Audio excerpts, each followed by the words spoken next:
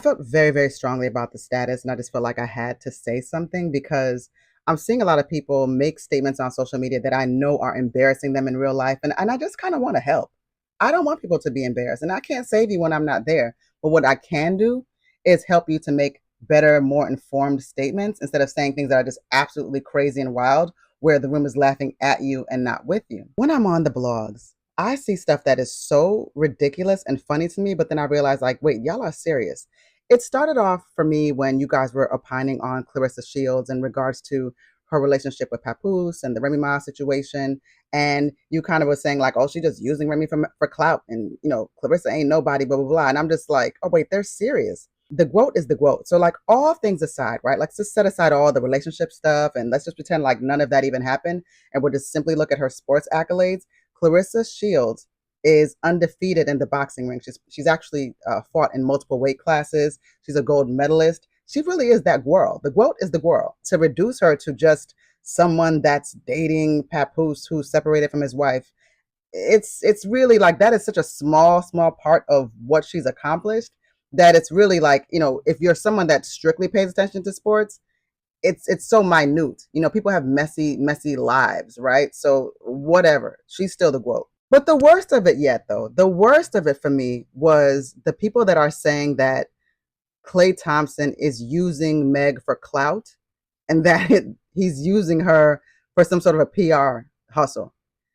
Klay Thompson does not need Meg for anything. Besides Klay being a four-time NBA champion, let's just get into some of the things that are accurate as to his legacy and who he is and who this future Hall of Famer, what he contributes to the game. Okay, that's just what we're going to get into right now. And he also seems like a really nice guy. Klay Alexander Thompson, born February 8th, 1990, is an American professional basketball player for the Dallas Mavericks of the National Basketball Association.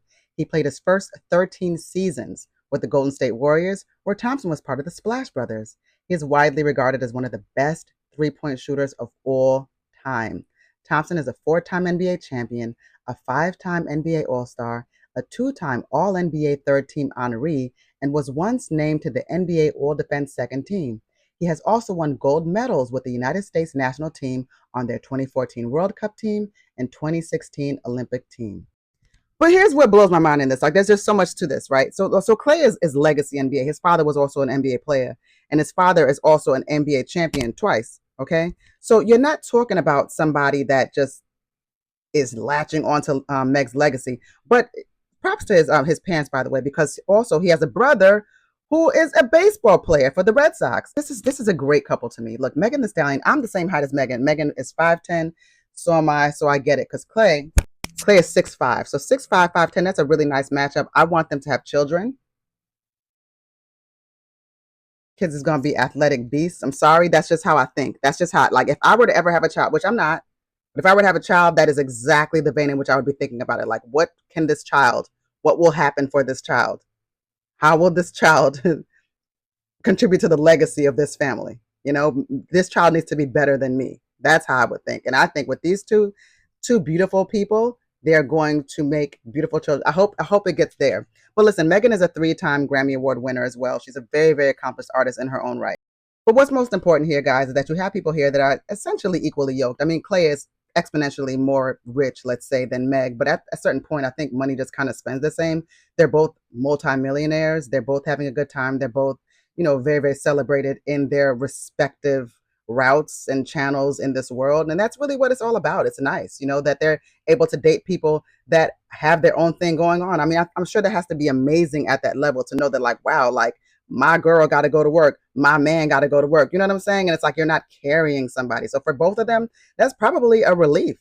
Neither of them needs anything from each other but each other. That's why I think they make such a nice couple. But stop trying to say that anybody's getting clout out of anybody. Like, look, he saw a hot chick. She saw a handsome dude. The end. And then they got to know each other. And they're like, yo, I like you. I like you too. I think it's great. Like, to me, listen, Megan, no, despite anything that you guys say, Megan is she's a college graduate. She's worked very, very hard on herself, and she's studious. She's independent. She's worked really hard, she's worked really hard to accomplish her goals and dreams. And she hasn't had a whole lot of help with that, right? Like, she hasn't had the nuclear family system that a lot of us would have, that a lot of people have. She's kind of had to do a lot of things on her own.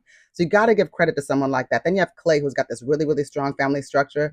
I just think, to me, I think, she just needed a nice guy. And Klay seems like a nice guy. And if it doesn't last, then it doesn't last. No hard feelings, guys. We grown. Sometimes things aren't what, they don't end up that way. But in my opinion, if they get on the 5 children plan, I would be very happy for these people.